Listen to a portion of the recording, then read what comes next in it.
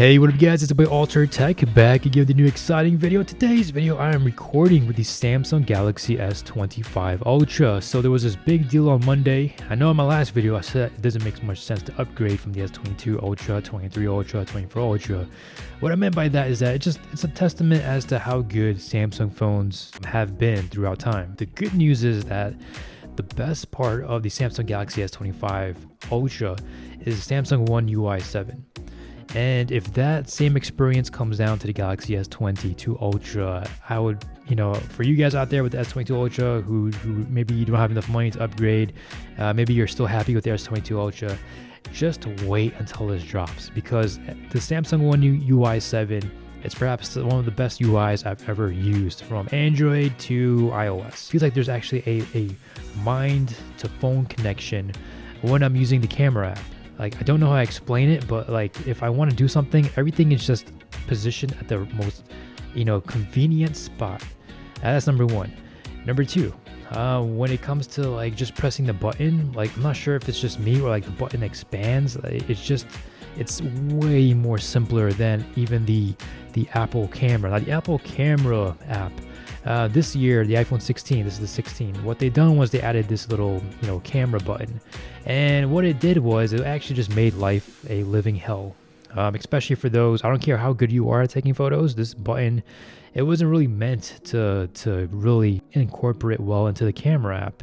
I think what it was meant for was to use as an AI camera button. Just want you guys to take as much photos as you want. Just press one button and have AI just pop up and scan whatever it is you're trying to find information on. Now, in my last video, I did say that it doesn't really make much sense for me to upgrade to the S25 Ultra in terms of the cameras. For the selfie camera, for you guys, it might not even matter. Like everything else, if you guys could put that aside, everything else on the S25 Ultra, it's much better. It's much more powerful, and pretty much everything else you could think of, aside from the S Pen, which doesn't have Bluetooth functionality. Right now, I'm going to show you guys the selfie camera on the Galaxy S23 Ultra. And here we go. So on the left is the Galaxy S22 Ultra, on the right is the Samsung Galaxy S25. And since it has a higher megapixel count on the S22 Ultra, you guys can see there's a lot more, you can view a lot more, it's a lot more wider. I'm using for most of my videos, I enjoy using the portrait video mode. It blurs the background. The settings are pretty much the same on both of them. And I did notice that there isn't those special effects on the S25 Ultra as on the S22. I don't really use those, but I'm just pointing it out there. And you can record in 4K, full HD. I prefer full HD and selfies because I don't really need you guys to see all the extra details from my face, my hair, all that stuff. But anyways, I'm sorry to say it, but I prefer the S22 Ultra. Let me know down below which one you guys prefer. Number two, the telephoto cameras. I didn't really test it, but I see where Samsung is going. So a lot of people out there, they're not photographers. So what Samsung is doing right now, they're figured out like, hey, we could use this 5x zoom and we could just, do some processing magic to make the photos look a little bit better. And for me, the photos, it's presentable. It's presentable on Instagram, Twitter, X, wherever you want to post it. It's presentable, much more presentable than the raw image.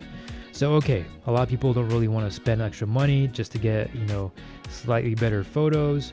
But if you look at what Xiaomi is doing, if you look at what Vivo is doing with the telephoto cameras, they're using a 200 megapixel sensor with a periscope lens, and it's producing a lot of great results.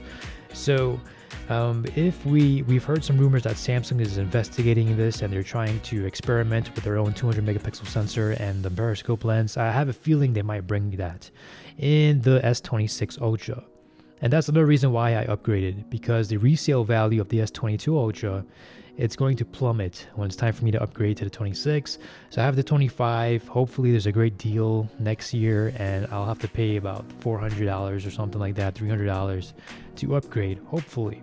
Well, we have to wait and see. With inflation, tariffs, all those things, you never know.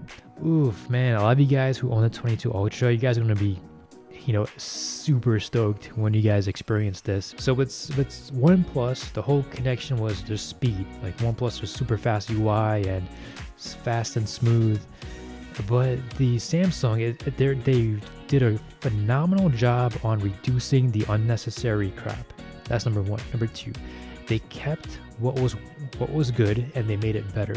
This is just my first impressions, but I'm really having a good time with this phone. If the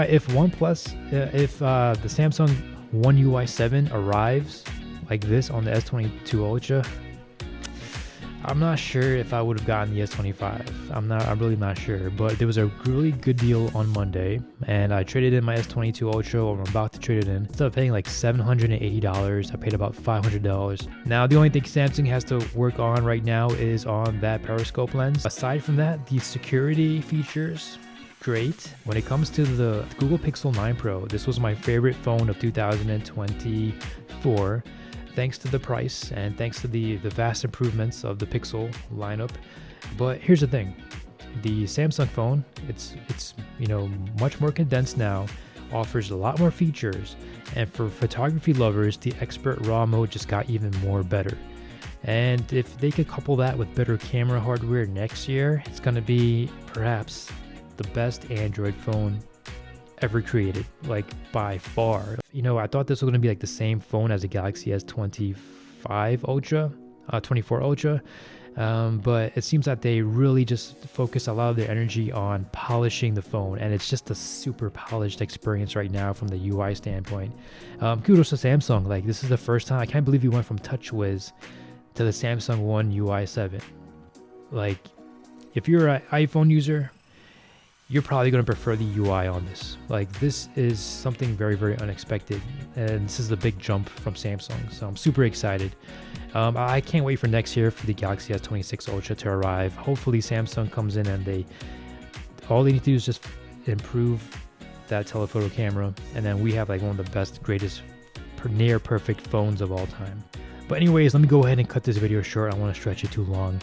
At the end of it, it's a great phone, great experience, and if you're thinking about upgrading from the S22, 23, 24, wait for Samsung One UI first.